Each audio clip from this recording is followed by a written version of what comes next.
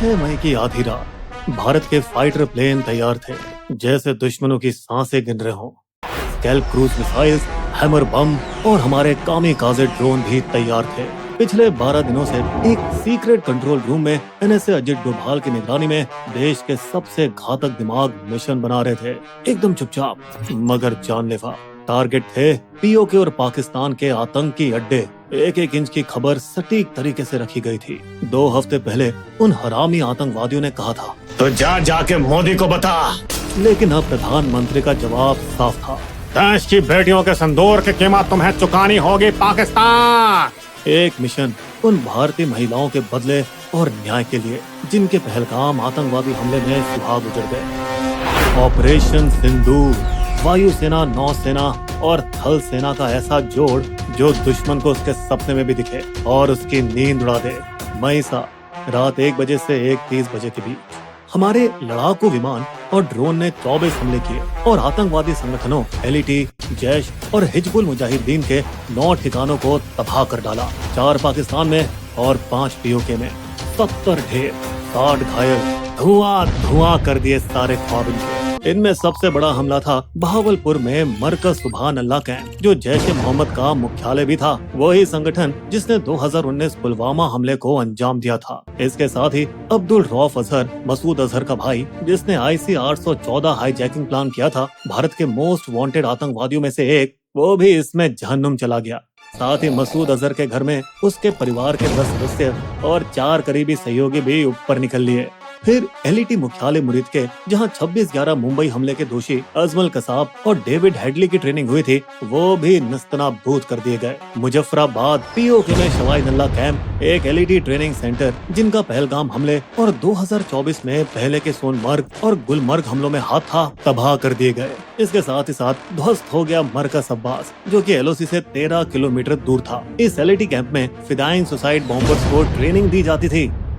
अगली सुबह 7 मई 10 बजे ऑपरेशन सिंदूर नाम को आगे बढ़ाते हुए 2 महिला अधिकारियों, IAF wing commander Vyomika Singh और सेना की कर्नल सोफिया कुरैशी ने मीडिया को जानकारी दी, हिंदू मुस्लिम एकता की मिसाल देते हुए। हमारी कर्नल सोफिया अकेली शेरनी थी, जिन्होंने फोर्स 18 में भारत की कमांड संभाल रखी थी, जहां बाकी देशों की फौज मर्द चला रहे थे। वही नवंबर 2020 में विंग कमांडर व्योमिका सिंह ने अरुणाचल में एक जानलेवा रेस्क्यू मिशन को लीड किया, जहां मौसम बेरहम था और ऊंचाइयों से भरा था। फिर भी सब झेलते हुए उन्होंने वहां काम किया।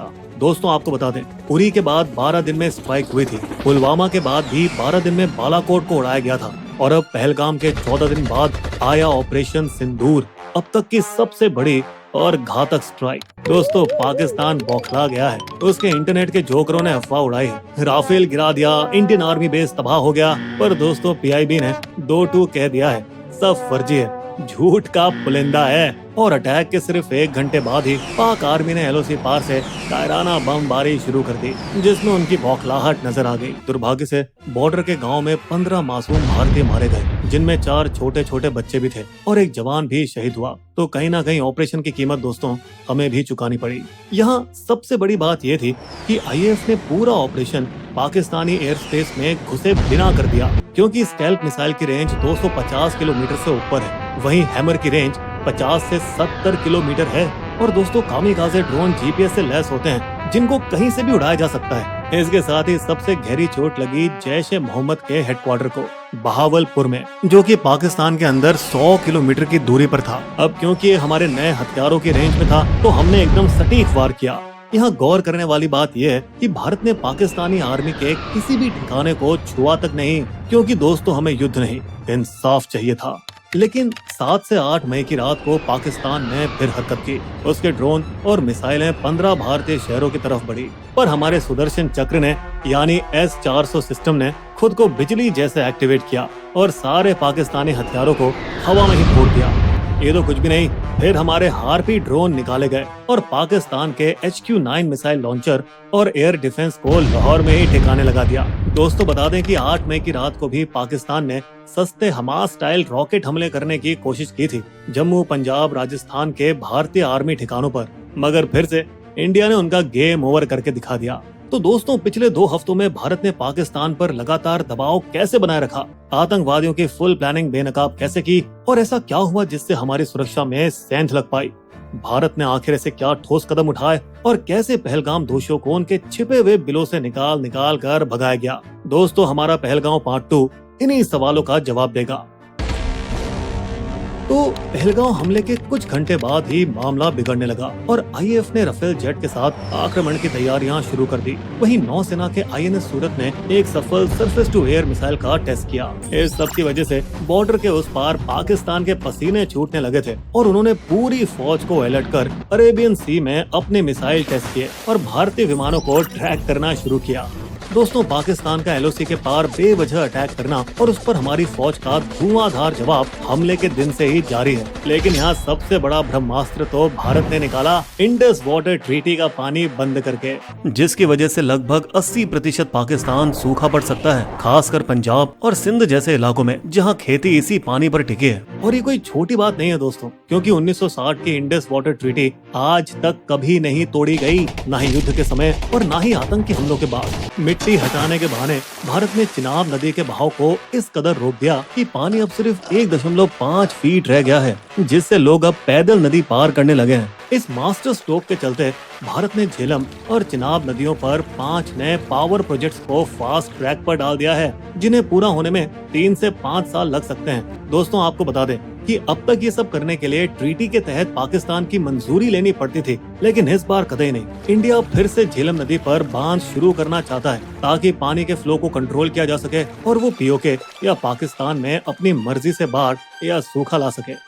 बता दें कि भारत में रह रहे पाकिस्तानियों को वापस घर भेज दिया गया है और बाघा अटारी बॉर्डर भी सील कर दिया गया है। इतना सख्त रवैया अपनाया गया है कि एक सीआरपीएफ जवान को बर्खास्त तक कर दिया गया जब उसने एक पाकिस्तानी महिला से शादी की बात को छुपाया था। दिल्ली में पाकिस्तानी एम्बेसी में जो भी फौजी अफसर थे, सबको वापस भेज दिया गया और भारत ने अपने 25 अफसर भी इस्लामाबाद वाली एम्बेसी से वापस बुला लिए। इस पर पाकिस्तान ने अपना एयर स्पेस बंद कर दिया और भारत ने भी यही कदम उठाया, मगर इससे भारतीय एयरलाइनों को हर महीने 300 करोड़ का एक्स्ट्रा खर्च आएगा, क्योंकि अब उसे पाकिस्तान के आसपास से अपनी उड़ानों को मोड़ना पड़ेगा। लेकिन 2019 में पुलवामा के बाद भी उन्होंने 700 करोड़ रुपए का नुकसान उठाया था, फिर भी उन्होंने राष्ट्रीय हित में ये नुकसान हंसकर झेला था।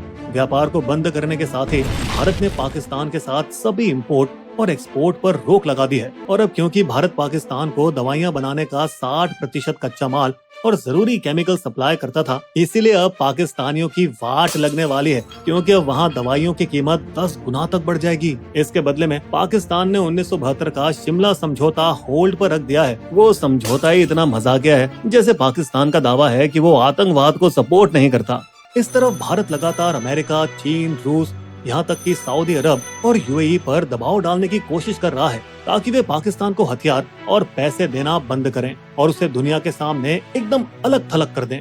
इन सब चीजों ने पाकिस्तान में इतनी खलबली मचा दी है कि हाफिज सईद के घर के बाहर सुरक्षा बढ़ा दी गई है और स्पेशल सर्विस ग्रुप के कमांडो को तैनात कर दिया गया है। दोस्तों, बता दें कि पीओके पहले ही कई दिनों से इमरजेंसी में था, जहां 1000 से ज्यादा मदरसे सावधानी के तौर पर बंद कर दिए गए थे।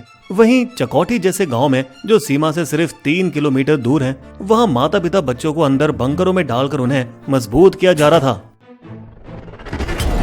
और इन सब के बीच हमारी एनआईए ने पूरा जोर लगा रखा है अपनी डिजिटल जासूसी से आतंकियों के मुजफ्फराबाद और कराची के खुफिया अड्डे ट्रैक किए हैं और खुलासा किया है कि कैसे टीआरएफ के मास्टरमाइंड कसूरी ने 2 लोकल कश्मीरी अनंतनाग से आदिल ठोकर जिन्हें लीडर बनाया और सोपोर के आसिफ शेख को उसका साथी। दोस्तों, इनकी कहानी कुछ इस तरह है कि 10 साल पहले ठोकर बस एक पार्ट टाइम स्कूल टीचर था, लेकिन जब उसने मारे गए आतंकियों के जनाजे में जाना शुरू किया, वहीं से उसकी आंखों में जन्नत का सपना आने लगा।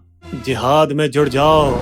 और बिना किसी को बताए ठोकर लीगल वीजा पे अटारी बॉर्डर क्रॉस करके पाकिस्तान चला गया और वहाँ जिहाद और हथियारों की ट्रेनिंग ली।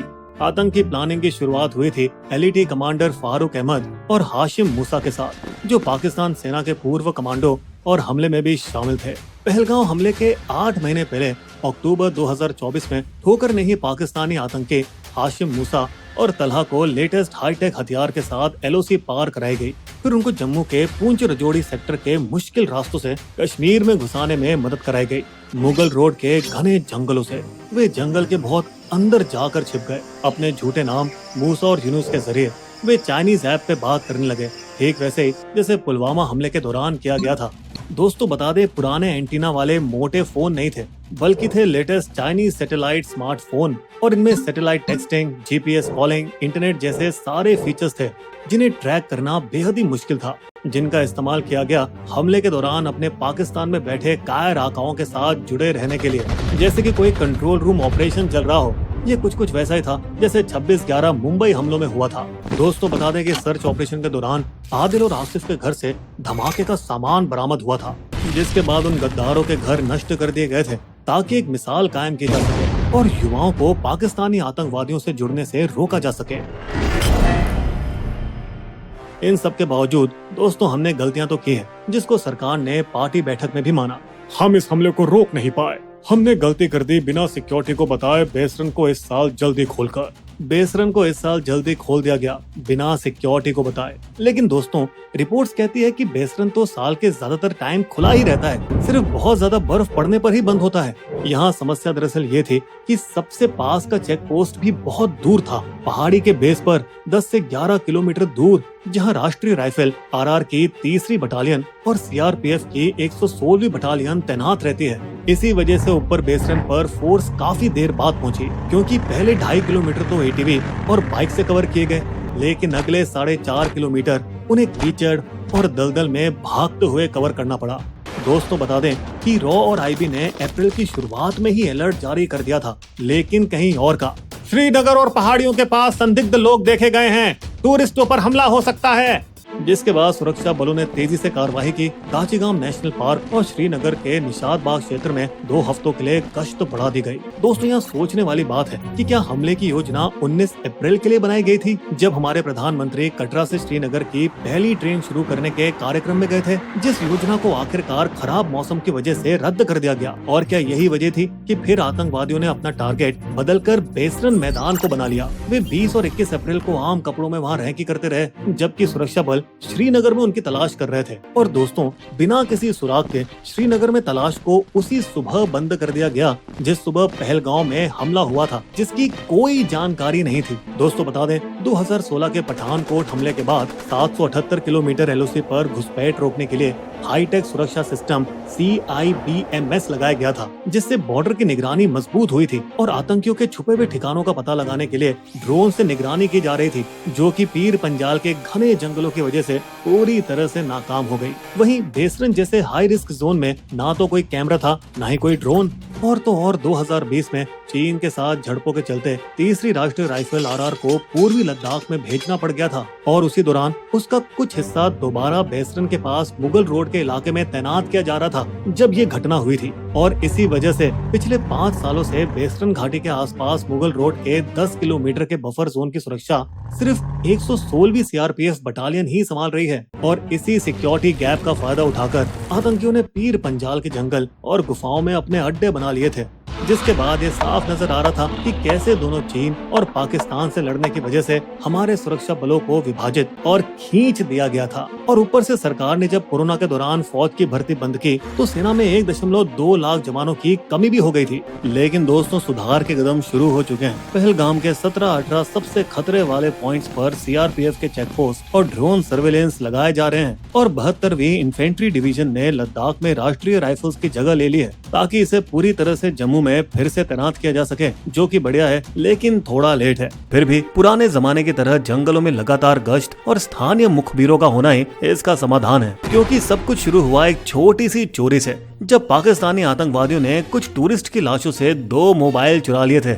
हाँ, वही मोबाइल जो बने भारत की सुरक्षा एजेंसियों के सबसे बड़े सुराग, जिसकी मदद से उन्होंने आतंकियों को ढूंढ निकाला अनंतनाग के हपटनार गांव के पास के घने जंगलों में। लेकिन दोस्तों वो जंगल का रास्ता खतरनाक था और हमारी सेना के पहुंचने से पहले ही आतंकी एक बार फिर गायब हो गए।